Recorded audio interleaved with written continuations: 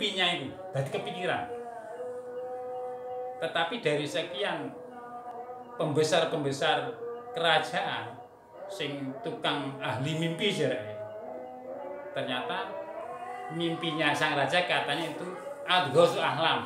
Wong Jawa ngarani blebuk kembange turu. Raja Ryan kan pernah mimpi seolah-olah pernah melihat ada 7 sapi gemuk-gemuk ditelan, sapi kurus-kurus. Terus juga melihat seolah-olah ada 7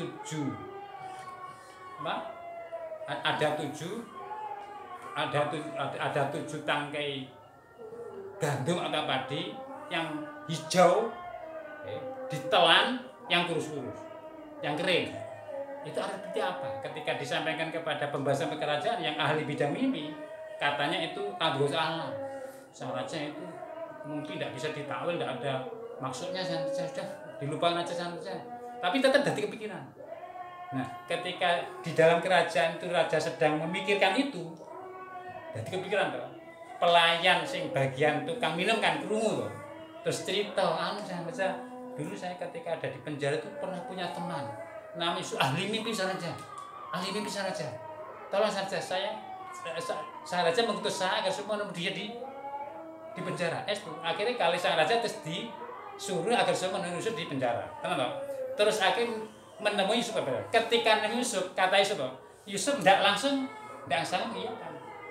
Jawabnya Yusuf, qalarji ila robbi ma balun nisolati qatokna aidahum. Artinya gini, ketika Nabi Yusuf ada di penjara diminta oleh kerajaan agar supaya melalui juru bagian minum, bagian minum, agar supaya keluar untuk menjelaskan mimpi dan nanti kan akan dikeluarkan kan. Nabi Yusuf tidak mau. Sebelum ada kejelasan bagaimana kondisi ibu-ibu yang dulu gandrung yang dulu pernah tergila-gila dengan Yusuf, dan masih banyak ibu-ibu mama yang mempunyai penilaian negatif terhadap Yusuf. Kan waktu itu belum ada kejelasan. Sing bener Yusuf apa majikannya apa Bu Zulaikha Imratul Aziz kan belum jelas. Masyarakat loh ya. Walaupun koyoke masih banyak yang menilai yang salah ibu Bu Zulaikha Bu Menteri. Tapi kan belum ada kejelasan. Nah, karena belum ada kejelasan, Nabi Yusuf ketika diminta agar keluar tidak mau. Kenapa? Perlu klarifikasi. Oh ya. Jadi artinya ketika Yusuf diisukan bahwa Yusuf pernah berbuat serong ya dengan majikannya Bu Zulaikha, Bu Menteri. Ini Yusuf ketika diminta agar saya keluar tidak mau sebelum ada kejelasan bahwa dia benar-benar bersih. Jadi perlu ada klarifikasi. Perlu. Makanya terus akhirnya sang raja kan mengumpulkan, ibu-ibu dikumpulkan lagi kan, terus ditanya terus jawaban mereka, Yusuf tidak bersalah. Terus sampai ibu Bu Zulaikha sampai al-ana khasul haq. Jadi Bu Zulaikha mengakui di hadapan ibu bahwa Yusuf tidak salah.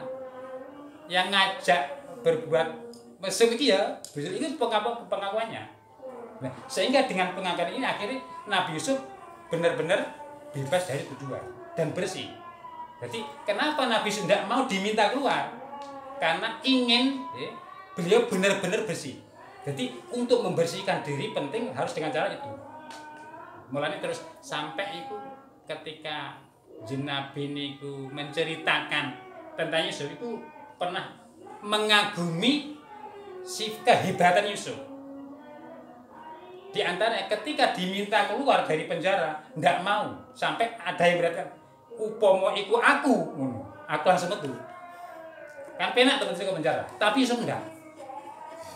Terus yang bisa kita ambil antara seperti itu. Jadi memang orang itu perlu klarifikasi, perlu kejelasan. Jadi untuk membuktikan diri bahwa kita benar-benar tidak bersalah itu penting, perlu.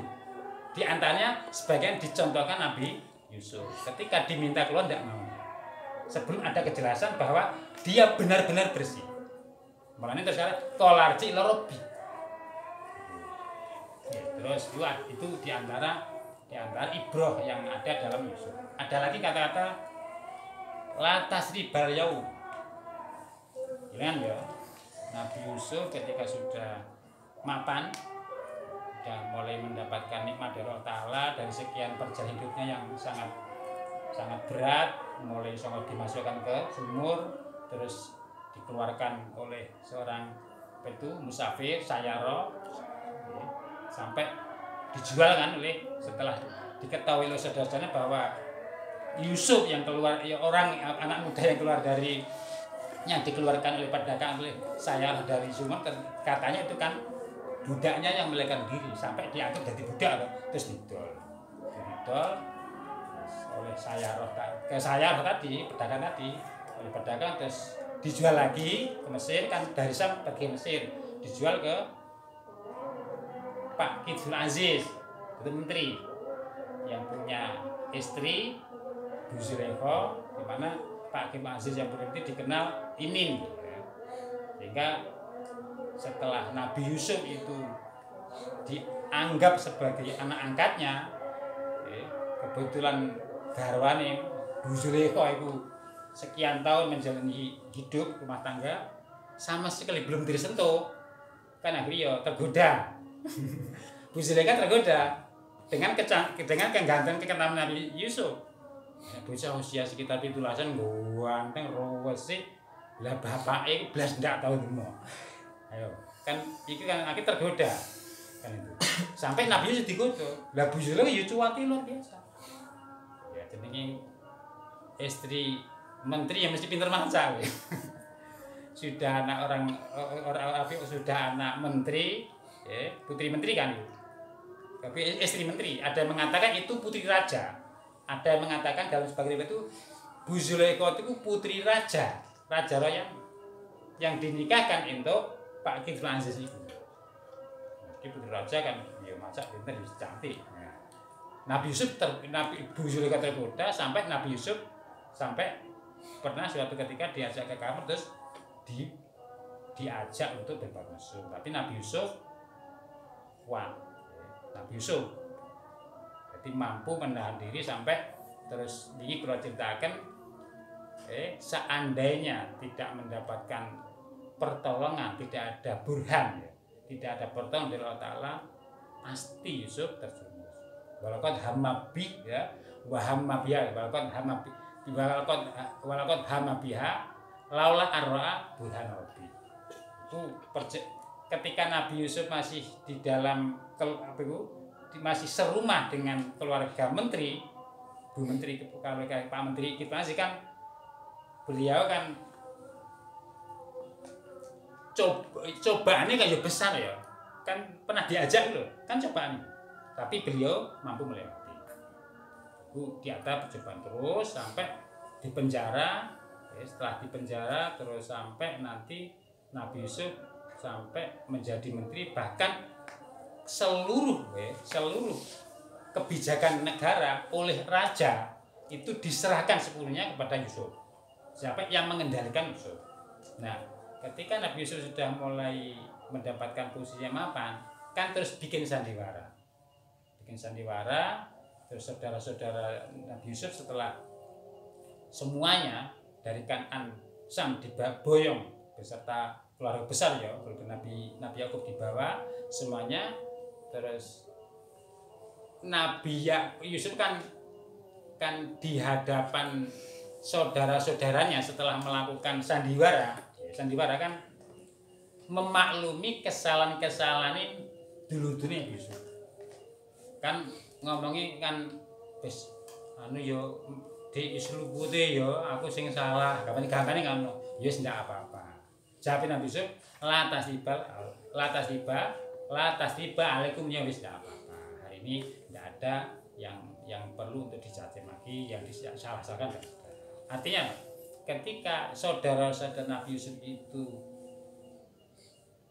mengakui kesalahannya di hadapan Yusuf, nah, Yusuf mengajarkan kepada kita bagaimana cara atau bagaimana menghadapi orang yang menyatakan dia salah di hadapan kita. Maybe memaklumi. Jadi lantas artinya itu ketika kita itu berhubungan dengan orang lain yang pernah melakukan kezaliman kepada kita pernah dicaci maki, pernah disakiti, didolimi lah. Iki anjuk apiku cara aran atau teladan dari Nabi Yusuf, sudahlah dianggap sudah tak apa-apa, dimaklumi.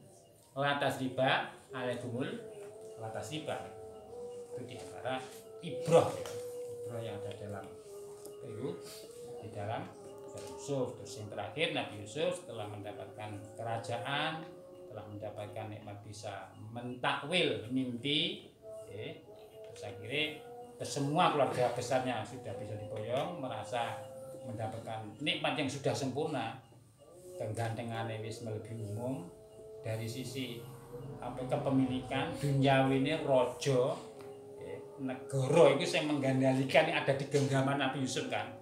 Terus akhirnya Nabi Yusuf sadar bahwa itu semua sifatnya sementara. Jadi kedudukan, posisi jabatan dari raja, duniawisme kan, bahkan termasuk kemampuan mental mimpi itu kan nikmat ilmu kan, itu semuanya tidak langgeng, tidak abadi. Faham betul, sadar bahwa itu semuanya bersifat sementara fana. Akhirnya Nabi Yusuf minta kepada Allah agar supaya diwafatkan dalam keadaan beriman muslim, plus minta agar supaya nanti dipertemukan dengan pendahulu-pendahulunya yang soleh. Wal ini tawafani muslimah, wal ini lebih akal adanya memiliki walam kami minta hadis. Jadi laporkan nafi kos ibroh liul apa. Jadi apabila kita itu mau memahami, mau memikirkan, merenung isi kandung Al-Quran itu ibroh, banyak pelajaran. Kalau ditulis puluhan itu, bahkan ratusan. Surat Yusuf tak loh. Kalau kita mau memikir, mau merenung, banyak pelajaran. Hasil dari perenungan itu nanti bisa kita pakai untuk apa itu? Ya ilmu kan. Agar supaya kita itu pun punya konsep yang diajarkan Allah melalui kisah ini. Jadi cara menjalin hidup ketika bagaimana cara berhubung dengan Allah, dengan sesama, bahkan kalau dulur-dulur, kalau bapak, ketika diuji dengan orang perempuan, terus ketika sudah ada di posisi yang sama mapan, kata yang pernah dialami Nabi Yusuf, itu semuanya akan banyak pelajaran-pelajaran yang bisa kita petik untuk dijadikan sebagai pegangan dalam menjalani hidup. Jadi ibrah li ulil albab ashabil qul ya, maka hati saya yuftar, maka orang apa hadzal Quran iki Al-Quran iku hadisan cerita yuftar kan tergawe hadis dan kau tadi yukhtalaku kan tergawe hadis walakin tasdiqul ladzi walakin kana tetapi ana apa hadzal Quran ikut tasdiqul ladzi ngestake membenarake kitab baina dai kang tetep Allah di dalam sak durunge dalam arah Quran tegese sak durunge qabut tegese dalam sak Quran minal kutubi sanging pira-pira kita Al-Quran ini sama sekali bukan cerita yang dibuat-buat. Surat Yusuf kan kisah kan, ini bukan buatan Muhammad, tetapi semata-mata ini dari Allah. Ya dari susunan ini bukan susunan manusia, isine runtut, ya. Terus isi kebenaran semuanya mengandung banyak pelajaran hikmah, terus menarik ya. Semua itu minallah, sama sekali bukan buatan Nabi. Makanya hadisnya jadi tidak iso itu memang benar-benar Allah Ta'ala. Dan bukti bahwa Muhammad benar-benar sebagai Rasul, Nabi Rasul. Jadi Al-Quran diturunkan datang Nabi kan kangge mbuktekno bahwa Muhammad benar-benar Rasul. Kan Nabi ketika diangkat resmi diangkat jadi Nabi Rasul kan mendakwakan, harus dakwah. Wong sing didakwai masyarakat si Nabi kan juga tidak mudah percaya kan. Kan banyak dari mereka yang terpelajar. Bisa mikir kan. Masa anda mengaku aku Nabi, aku Rasul kan buktinya apa kan? Nah, bukti yang diberikan Allah kepada hambanya yang dipilih jadi Nabi Rasul kan bukti sing wong-wong piye supaya percaya yakin lah. Mesti yang luar biasa di antara dilihat dari isi ini, dari susunannya, dan ternyata kisah Nabi Yusuf yang diceritakan oleh di dalam Al-Quran yang terus akhirnya terus disampaikan di Nabi dari masyarakat itu ternyata ketika dicocokkan di cross dengan kitab sama terus dengan Injil Taurat cocok semuanya, cocok. Injil Taurat sing napa niku sik murni loh ya, sik orisinil cocok. Sehingga ketika ada sebagian dari orang Yahudi tanya pada Muhammad terus supaya menceritakan tentang Yusuf, lek iso cerita engko iman, akhirnya ketika Nabi itu iman. Ada ya. Walaupun banyak dari mereka sing tidak iman, banyak. Banggahke sing tidak percaya banget. Banggahke sing ini walau harus tabim ini ya, bahwa asnasi walau harus walaupun aku nyata-nyata itu bukti kenabian Rasul Muhammad, ya, benar-benar itu duduk kan Muhammad, tapi mereka kan tetap banyak yang nolak. Ya, makanya jadi ayat ini penegasan bahwa Al-Quran benar-benar bukan buatan Muhammad. Nah, makanya hati. Terus tujuannya apa? Tujuannya tasdik lagi berarti untuk membenarkan apa yang ada dalam kitab Samawi sebelumnya, Taurat, Injil. Tasdik, mesti tasdik lagi bainanya sekaligus merevisi. Nah, jadi sing bener ya dibenerno, sing salah direvisi. Ini kan jenengan cross ya. Teng Surat Yusuf iki karo Injil saiki beda. Ada yang tidak sama. Ceritanya ada sepanjang sampai nama-nama saudara Nabi Yusuf disebut nama.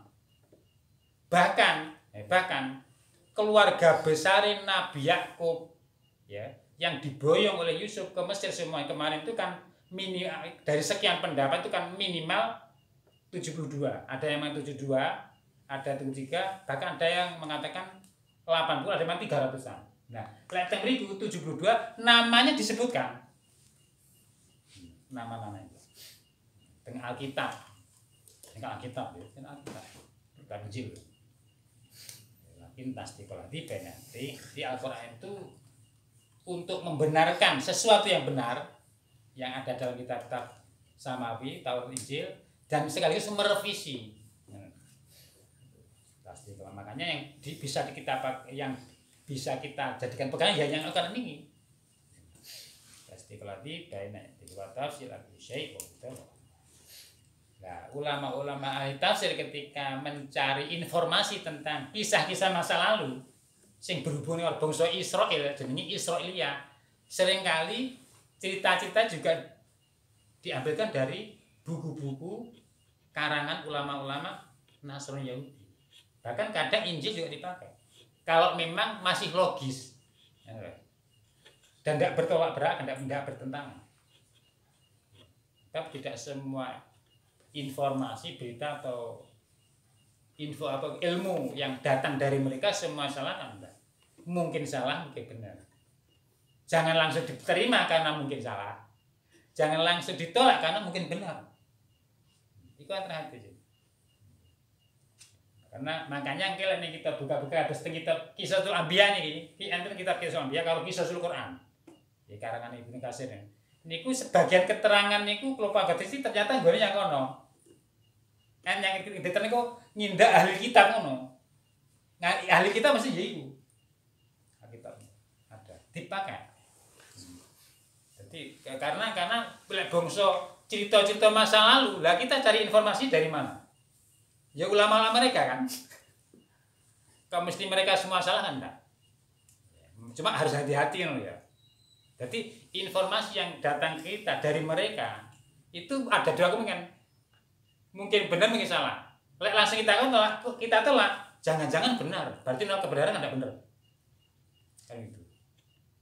Lek kita terima, jangan-jangan salah. Terus akhirnya ulama-ulama tafsir itu gampangnya ndak alergi untuk menerima bahkan mencantumkan keterangan dari mereka di dalam kitab-kitab jenenge Israiliyah ya. Walaupun banyak ulama yang tidak suka. Hadis teng sawi kan banyak ya Israiliyah karena informasinya ya dari mana lagi kalau tidak dari mereka. Lakot kana fi ibrah ya. Makan arti toro walakin tasdiqul itu baina ya.